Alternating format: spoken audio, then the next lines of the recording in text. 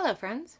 Welcome to my new series entitled, Instead of reading any of the literally hundreds of books on these shelves, Emily instead decides to reread books from her teenage years because change is scary, or better known as, I oral lobot side trip fit tupkis. let's talk about the Chemical Gardens trilogy. The first book, Wither, was published in April of 2011, just under a year after the publishing of Mockingjay, the final book from the Hunger Games series. It joins Maze Runner, Divergent, Match, The Selection, and a ton of other dystopian YA novels that flooded the scene following the publishing of Suzanne Collins' series.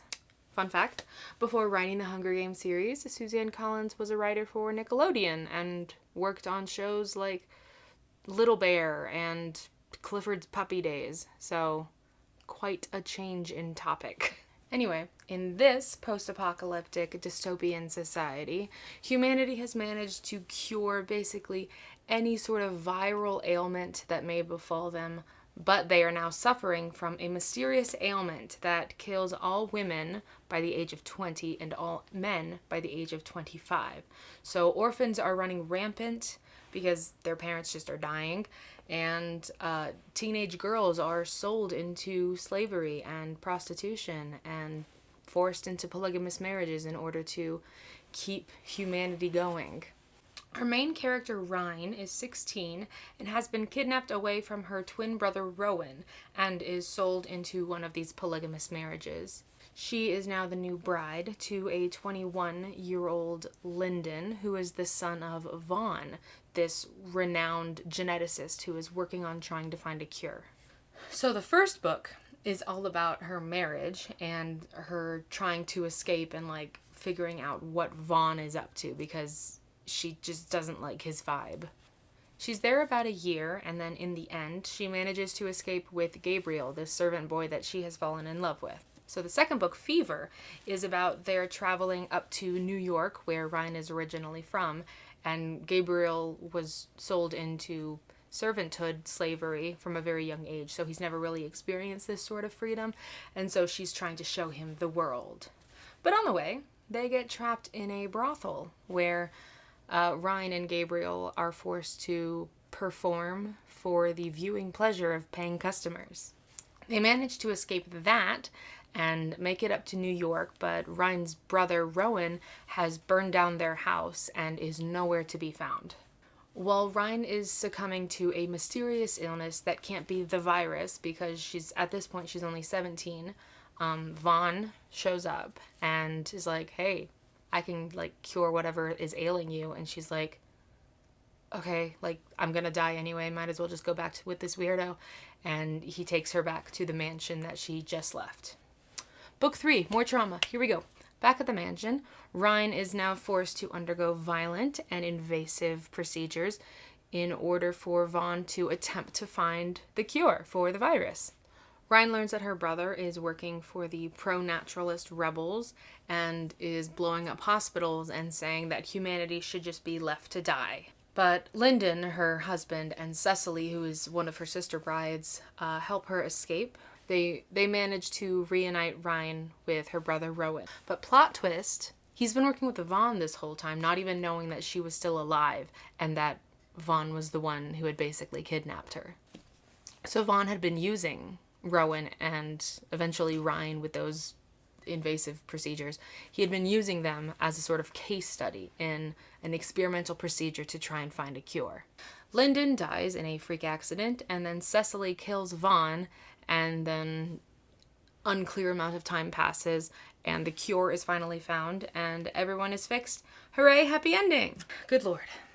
What a series. Before we get into opinion time, let us just take a breath and think about all the therapy that these characters will never get.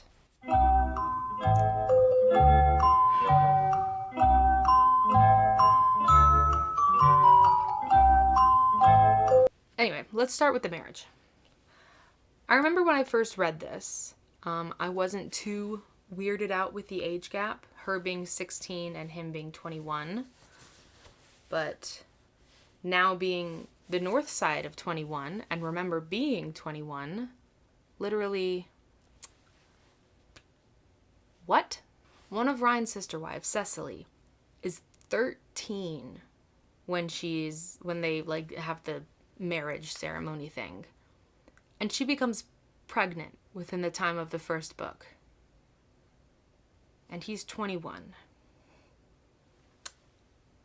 The series never specifies exactly how far in the future the story is taking place, but it's apparently only 50 or so years from normal society.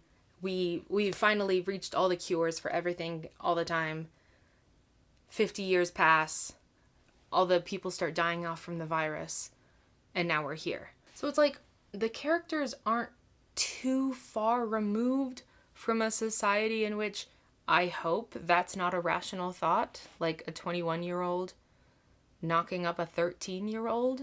And like at the beginning, Ryan is rightfully and understandably disgusted by this fact, and like it points out like how young she looks and how childlike she still acts. But by the end of the first book, and then by the end of the series, it's like, oh yeah, no, it's totally fine now. Like, let's not think about it. And like by the end, Lyndon's character is very likable, and his death is portrayed as very tragic. But good Lord, at what cost? Okay, and there's this reoccurring theme of misinformation within the series. Like, we're told that the world has basically been destroyed, and all that's left is America, and like all the ice caps have been melted. But then we learned that there has been this deliberate effort to cover up anything that's happening outside the United States. Like history is being repainted, and the stories are being changed.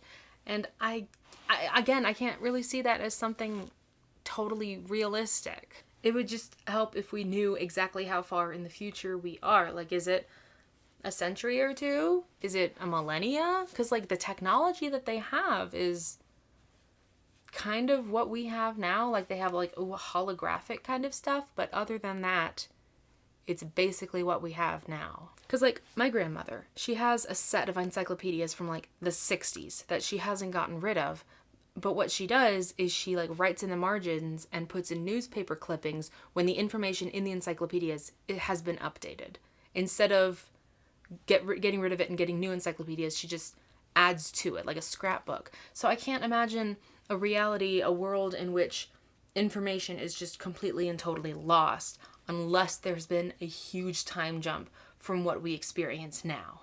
Also, like, generations aren't really a defined thing. So like the first generation, that's what they call the last group of people who existed before the virus became a thing. And it's like a generation is really, it's like, are there people who were born at the very end of that generation who are significantly younger than others? Because like I'm on the verge of millennial and Gen Z, so it's like what's the cutoff? Is there how did the universe or the world or whatever this virus is, however, how did it decide now I strike? And in this world, did the entire population just not have kids for 10 years or whatever to like, all right, here's the hard cutoff. And now we start having kids, and this is this generation. Cut off. Kids. Cut. Like, so reading this book series, you just kind of absorb the information. And you're like, okay, yeah, this is the world. But then you put it down, and you're like, you think about it for 10 seconds, and it's, actually, like I said before, the ice caps have apparently melted, but Florida still exists. Hawaii still exists. New York City is like unchanged. It's still like a separate island. But the ice caps have melted, and maybe that's just another part of like the intentional misinformation theme, but it's like, why have that theme and then never really explore it? Like, it's brought up that like, oh yeah, everything you know isn't really what you know, and it's like, wow, yeah, maybe. And that's it. Anyway, so I said I was going to read the rest of the Wicked series, and then didn't do that. I read like 10 pages of the second book, and then I had a baby, and then I started reading this book, Disney War. It's about Michael Eisner's tenure as CEO of the Disney company. So who knows what the next video will be about, because I definitely don't. Alright, bye.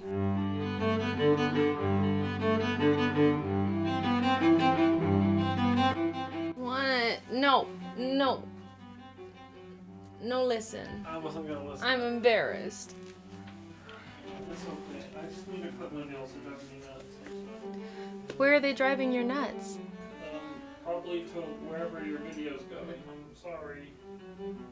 They're just really bugging me. That's the FBI's job. You're just on one today, aren't you? Thank you, thank you. Would you hate me if I wanted to brush my teeth? I mean, I wouldn't love you. It's a risk I'm willing to take.